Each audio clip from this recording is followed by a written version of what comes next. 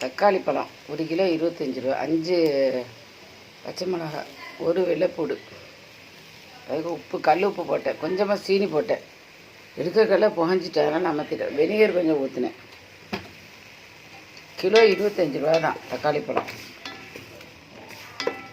100 ரூபாய்க்கும்போது செய்யணுமா, இந்த முகப்பையெல்லாம் எடுத்துடணும். ரெண்டுக்கு முகப்பை எடுக்காமல் வேண்டிக்கிறேன். என்ன வினிகரில் தான் மெயினாக வேகும்.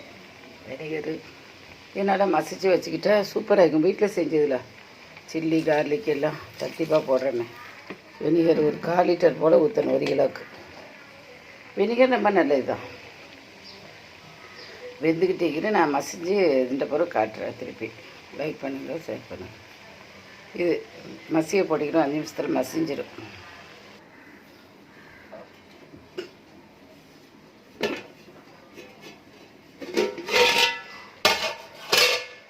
டொமேட்டோ சாஸ் 1 கிலோ, தக்காளி 25 ரூபா, 5 பச்சை மிளகா, 1 வெள்ளைப்பூண்டு, கொஞ்சம் தேவையான அளவு வத்தத்தூள், சால்ட்டு, சுகர் எல்லாம் போட்டு வேக வச்சுக்கச்சு. இதெல்லாம் என்ன வேகிற செலவு வினிகரி எல்லாமே மொத்தத்தில் 50 ரூபா தான் முடியும்.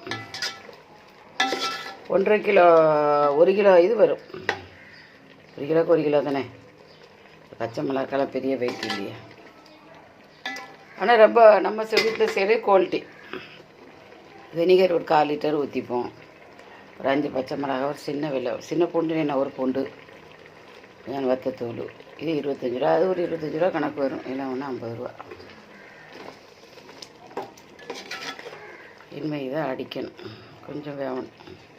நல்லா இருக்கு வீட்டில் செய்கிறது. இதை உங்களுக்கு ஃப்ரெஷ்ஷாகவும் மீக்கும். அடைச்சி வர்றதெல்லாம் எவ்வளோ நாளையே செஞ்சதோ தெரியல. சரி, அவசரத்துக்கு நயமாக வைக்கிற காலத்து தக்காளி பழம் 100 ரூபா 50 ரூபாயில் வைக்கும்போது செய்யவே இயலும். குறைய விலையாக வைக்கும்போது தான் செய்வோம். குவாலிட்டி நம்ம தேவைக்கு மனம் வாசம்லாம் கூட்டி குறைச்சி போட்டுக்கலாம்.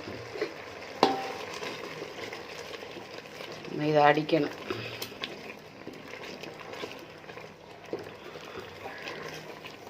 ஆற விட்டு தான் அடிக்கணும்.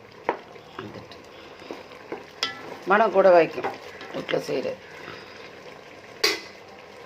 ஏன்னா இந்த பூண்டு பச்சை மிளகாய் இதெல்லாம் தனியாக போடுறதுனால அவன் வினிகர்லாம் ஊற்றி தான் செய்வார். வேறு ஸ்பெஷல் என்ன சீனி உப்பு போடுறோம்.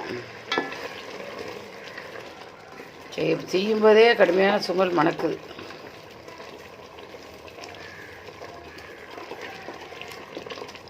$25 ரூபா 20 ரூபா 10 ரூபாய்க்கெலாம் வரும்போது செஞ்சு வச்சுக்கோங்க. இப்போ எனக்கு ஒரு மனுஷியாக இருக்கிறதுனால 1 மாதத்துக்கு ஓடும்.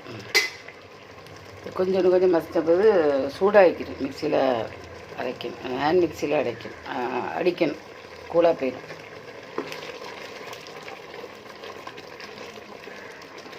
அந்த காலத்து இதெல்லாம் நம்மளுக்கு செய்யவா தெரியும். இப்போ தான் இதெல்லாம் செய்ய படிச்சுக்கிறோம். நோம்பு வந்தால் ஊறுகாத்தான் போட்டுக்கிட்டு கிடப்போம்.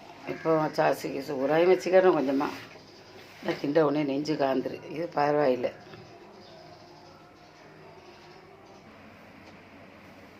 மிக்சியில் ஆட்டி எடுத்துட்டோம்மா. சாசை குடுவையில் ஊற்றுறேன். அழகாக வந்துக்கிறேன் மசாலா. நம்ம இந்த இது கலர்லாம் போடையில. கலர் பொடி போட்டால் நல்லா சிவப்பாக காட்டும். அது போடையில அங்கே கம்பெனியெல்லாம் இந்த கலர் பொடி போட்டு தான் வருது. அதான் ரொம்ப ரெட்டு கலரில் கட்டினாலும் அழகாக உப்பு வரைச்சிக்கிட்டு மணத்துக்கிட்டு இனிச்சிக்கிட்டு ரொம்ப டேஸ்ட் ஆகிக்கிட்டு. சரி, பார்த்துட்டு லைக் பண்ணுங்கள், ஷேர் பண்ணுங்கள், சப்ஸ்கிரைப் பண்ணுங்கள். இந்த குடுவையில் ஊற்றி வச்சுட்டேன். கொஞ்சம் இன்னொரு பாட்டிலில் கொஞ்சம் ஊற்றணும். 1 கிலோலாம். அஸ்ஸலாமு அலைக்கும்.